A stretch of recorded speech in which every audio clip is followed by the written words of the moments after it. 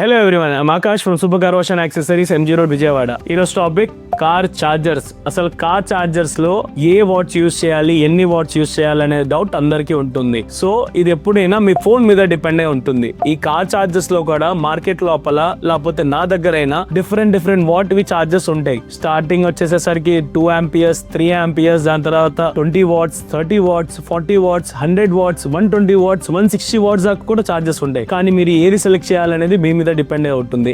Mainly మీ phone మీద depend అయి ఉంటుంది. లేటెస్ట్ మోడల్ ఐఫోన్ అయితే 30 watts దాకా ఛార్జింగ్ సపోర్ట్ చేస్తుంది. At the same time old model iPhone అయితే ఓన్లీ 20 watts దాకానే ఛార్జింగ్ సపోర్ట్ చేస్తుంది. Samsung 45 watts, Oppo, Vivo, one plus, Realme, Redmi ఇవన్నీ అయితే 100, 120 watts దాకా కూడా ఛార్జింగ్ సపోర్ట్ చేస్తుంది. సో మీకు ఆల్రెడీ ఎగ్జిస్టింగ్ ఏదైతే మీరు వాల్ ఛార్జర్ యూస్ చేస్తున్నారో అది ఎన్ని వాట్స్ అయితే ఉంటుందో దాన్ని బట్టి మీరు కార్ లో కూడా ఛార్జర్ యూస్ చేయాలి. ఎందుకంటే మీరు అలా యూస్ చేయకుండా మీరు ఒక తక్కువ వాట్ ఛార్జింగ్ ది కానీ లేకపోతే ఒక 3-in-1 కేబుల్ వాడుతున్నారు అనుకోండి, దాని లోపల ప్రాపర్ పవర్ డిస్ట్రిబ్యూషన్ ఉండదు. సో దానికి అబ్నార్మల్ పవర్ అనేది ఫోన్ కి వెళ్ళిందంటే ఆటోమేటిక్లీ మీ ఫోన్ హెల్త్ బ్యాటరీ పాడైపోతుంది.